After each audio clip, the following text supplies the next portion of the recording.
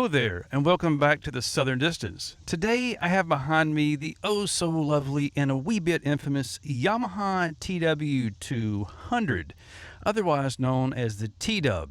Now I've owned this bike for a few months, but technically it's the girlfriend's bike. And I've never actually ridden it on the street, or even on a trail, and that's messed up. So I'm going to fix that. All right, here we go. I have been dreaming of this for a couple of months. Tank bag is on, gas is turned on. This is a carbureted bike, so if you're new to carbureted bikes, you got to turn the gas on. This bike has a 31.1 inch seat height. I have a 32 inch inseam, and I can flat foot this bike, as you can see, with no problem. My girlfriend, who is she's about 5'2", she is on her tippy toes. It is almost too tall, or arguably too tall for her.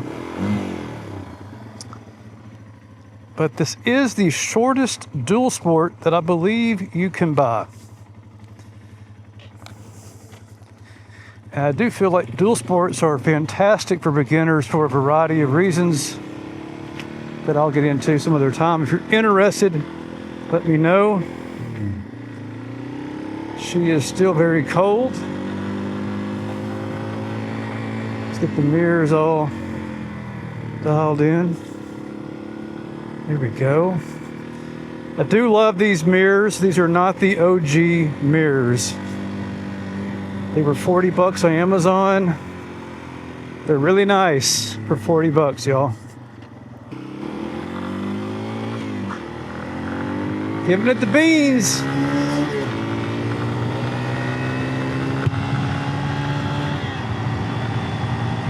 All right. Well, it's a little faster than I thought. It really is.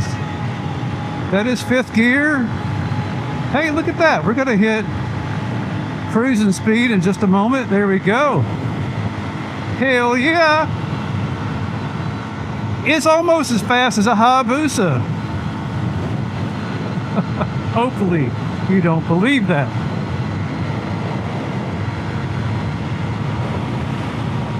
Okay. 60 miles an hour, y'all. All right. Okay. Let's talk about the performance. I mean, that's really the elephant in the room, isn't it? 200cc bike makes about 15 horsepower, weighs about 290 pounds before my fat ass got on it. Makes, I think, about 12, I don't remember how many torques. It doesn't matter. Enough torques. And it feels a little faster than a Honda Grom, but I'll admit to y'all, it's been a long time since I have been on a Grom. But this isn't bad. I mean, the on-road performance could be a hell of a lot worse, I'll tell you that. I'm not worried about my speed on the state highway, although the speed limit here is 55. I'm going to assume the speedometer is running a little bit slow, so I'll keep it right below 60. The bike is very, very stable. I'm not going to go start trying to drag me with it or anything, but the bike feels good. The wind on this bike, obviously there's no real wind management to speak of. And if you've watched this channel for any period of time, you know that I love that. Most of the time, not having wind protection, in my opinion, is a good thing, especially when it's like 100 degrees out. With the heat index, it actually is about 101 right now. And I would rather have no wind protection than bad wind protection. Bad wind protection, kids, sucks. Now this is a 5-speed transmission, so yeah, a lot of modern bikes are 6 speeds. This one is only 5, and I think for the amount of power that this bike has 5 speeds is enough. Now, sure, you could run shorter gearing and put a 6th cog in here and maybe eke out a little bit more comfortable highway, but the reality of it is, y'all, the engine turns at a speed relative to the back tire, and this bike is down on power, so I don't know what you would have achieved if Yamaha was to give it a 6th cog. So I don't see that as a demerit on a bike that's really going to be 60 miles per hour and under most of its life. Not a big deal. Really not. Vibration wise, yeah, it's a single cylinder 200cc thumper designed in 1987. It has vibes. Deal with it. Okay, let's talk about handling. This bike has about 10 inches of ground clearance, has a wheelbase of about 52 inches and 6 inches of suspension travel.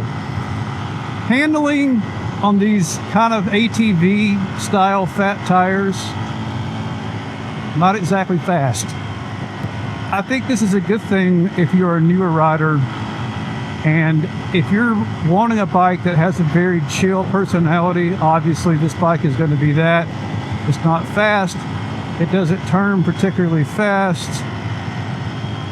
I would say of the 4 bikes in the garage, including this one, this is the slowest turning one of the bunch as far as changing direction goes. But it feels very, very, very stable. Brakes? Well, what brakes? This bike has a drum in the back and a teeny weeny disc in the front.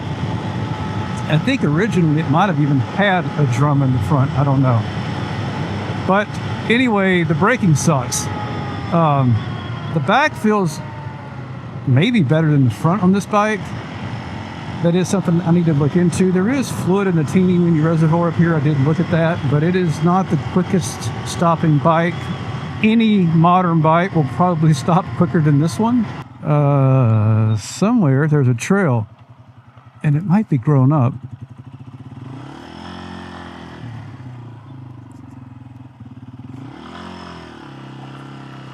I want to say it was right here. Yeah, there we go.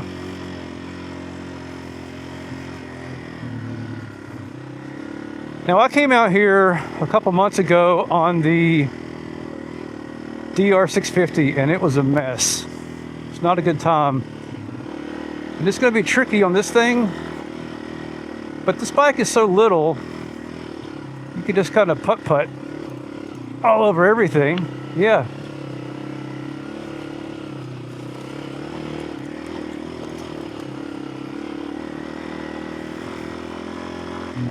That was a lot easier than it was on the Suzuki. Hopefully we don't find any snakes.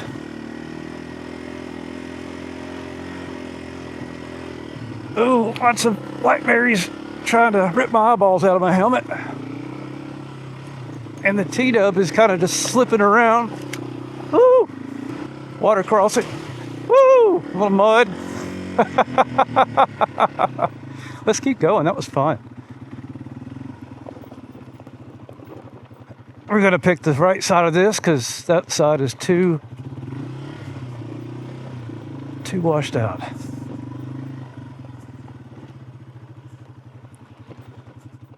This is a benign little bike that you can just sort of take a Jeep-like approach with, you know. You don't have to go fast. You can just kind of putt through. Pick your line. That makes me a little nervous, but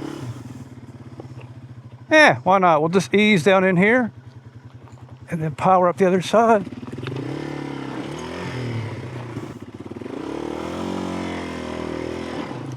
Yeah, we got up it.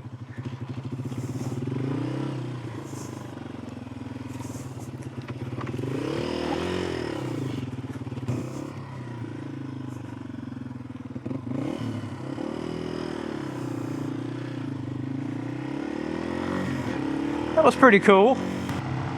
As I ride back to the house, let's talk about comfort. This bike is not going to be a great bike for touring, obviously. It's a runabout bike, but man, this thing is not uncomfortable for me. I wouldn't want to spend all day on it, but it's actually less painful than I thought it would be. I'm not in any discomfort right now. I wasn't in any real discomfort back there on the trail, and I didn't stand up out of the seat very much. My knee bend, maybe similar to my SV650, although my feet are obviously in a different place. But that's not too bad. Okay, I will say this.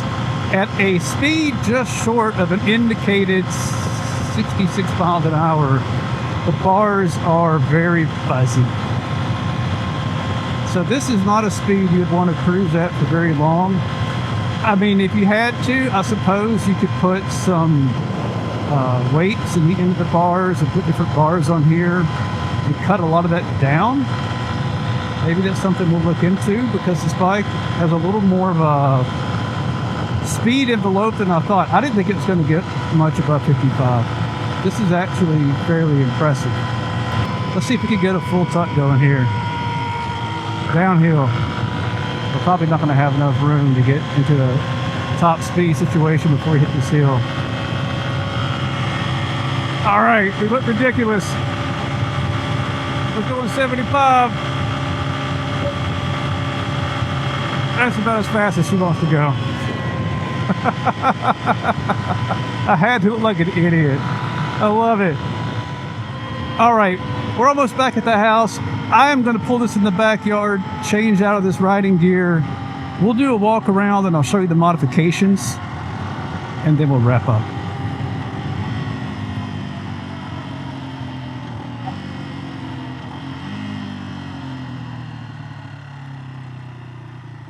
All right, y'all, I'm back from my ride and out of my sweaty ass clothes, and now I want to talk about mods I made to this bike before I took it for its first real ride today, which is a little crazy to think about. I've owned it for 3 or 4 months, and I made modifications to something I've never actually ridden, but some of the things the bike had on it were obviously deficient, and I'll start out with these mirrors.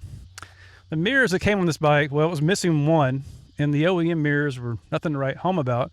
So I swapped them out for these ADV mirrors. These are some Amazon jobbies. They were $42.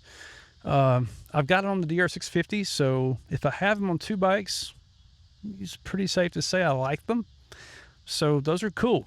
I dig these. Next up, this bike had this really sucky low front fender. It was awful looking. I don't know why manufacturers do that, but I put this super cool Super Moto fender on here from UFO, and I used a Pro Cycle bracket to mount that up. And I think the white fender really ties the bike together. Next up, let's talk about these pegs. I'm really having a hard time getting these in the shot. But anyway, these pegs are some pegs that the previous owner put on the bike. They're cool, they're blue, they're big. Nothing more to say about that.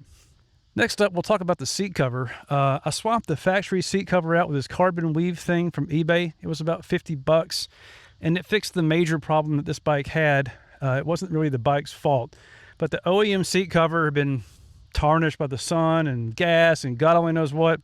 $50, a staple gun, all good. And underneath that seat is an X2 lithium-ion battery from Batteries Plus. It is total overkill for this bike, but it does have the advantage of having a BMS system on it, which I really hope will keep this bike from suffering the fate of the previous battery when its dumb owner, me, leaves the bike turned on. Next up, we have this super cool luggage rack from Bradley Performance. I paid about 80 bones for this. It's made out of steel, which means you can put a tank bag that's magnetic right on there and it won't fall off. That's a pretty awesome feature because I hate strapping stuff down because I'm a lazy son of a gun when it's time to ride. I'm probably going to regret sitting in the grass, but I don't have a chair with me, and who cares? Let's talk about what I think about this bike. I have a DR650, I have an SV650, I have an R9T, and this bike is still something that none of those bikes are. It's primarily a fun bike. Like, that's its mission in life in today's motorcycle landscape. It's just to be fun. And I feel like other motorcycles have more specific purposes, to be the best dual sport or be the best ADV bike or be the most stylish bike. But this bike, it's not any of that. It's a 200cc kind of enduro, and it sits somewhere between, say, a KLX 230 and a Grom. in its purpose. You know, it's smaller than a typical dual sport. It has 80V tires on it, which makes it kind of weird. The Van used to have those, but it's long gone. And yet, the TW200 remains. I mean, it's still here since 1987. It's 38 years into its life as I record this video. And it's still fun. I mean, it's still carbureted. It has no traction control. It has no ABS. The brakes are garbage, although I feel like I can fix most of that by just refreshing what's already on the bike. It goes 70 maybe miles an hour, not very fast. It doesn't accelerate very fast, but it tells you or teaches you as a rider one thing. Maybe we've all gotten a little too serious, and we should just focus on having a good time and quit focusing on bench racing. That's it, y'all. Let me know what you think about this bike and this video. If you have one of these, share your thoughts in the comments below. And until next time, ride safe. Ciao.